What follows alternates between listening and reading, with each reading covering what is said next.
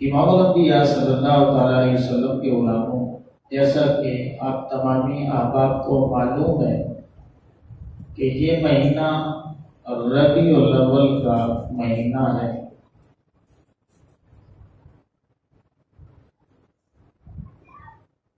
اور ربیع الاول میں کچھ ایسے احباب بھی ہوتے ہیں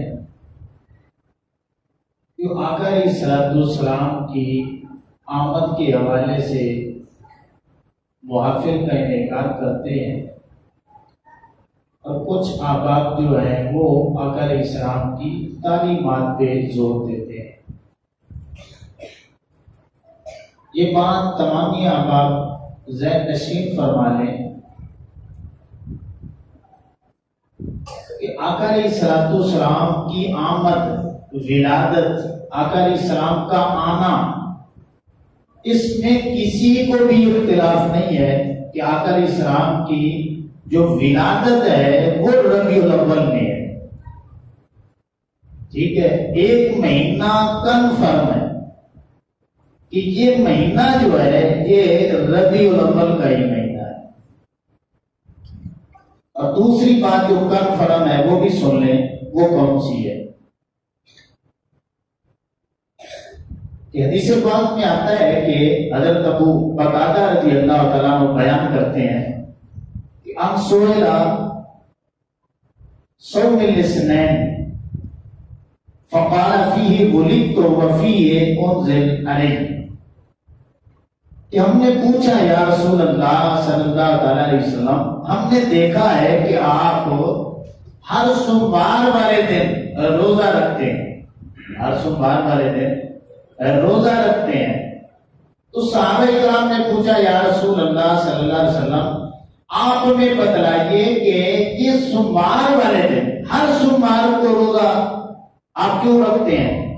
تو آقا علیہ السلام نے فرمایا فقال فیہ ولدت، یار پوچھنے والوں سن لو، اسی دن میں پیدا ہوا تھا، وفیہ انزل علیہ، اور اسی دن قرآن مجید کی جو نزول ہوا ہے وہ اسی دن ہوا تھا، تو اسی لیے میں شکرانے کے طور پہ روزہ رکھتا ہوں۔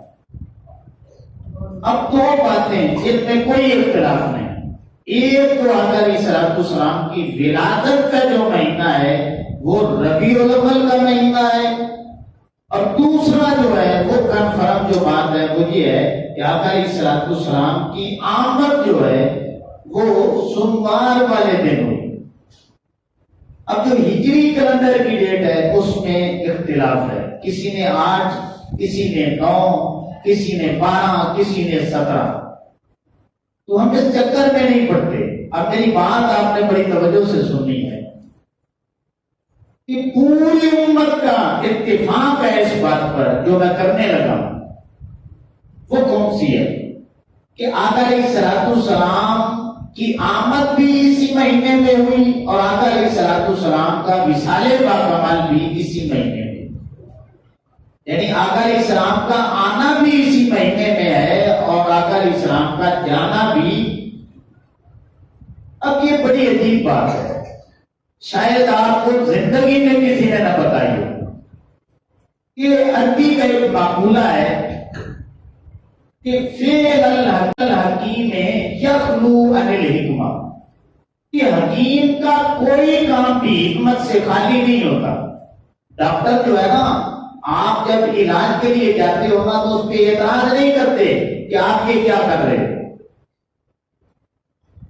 آپ اعتراض نہیں کر سکتے۔ وہ آپریشن کرنے لگا ہے آپ کا، آپ اعتراض نہیں کر سکتے۔ وہ انجیکشن لگا رہا ہے، آپ اعتراض نہیں کر سکتے۔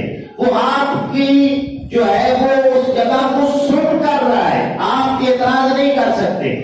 آپ کو وہ بے ہوش کر رہا ہے، آپ اعتراض نہیں کر سکتے۔ کیوں؟ آپ جانتے ہیں یہ حکیم ہے، یہ میرا علاج کر رہا ہے، یہ ڈاکٹر ہے، میں مریض ہوں۔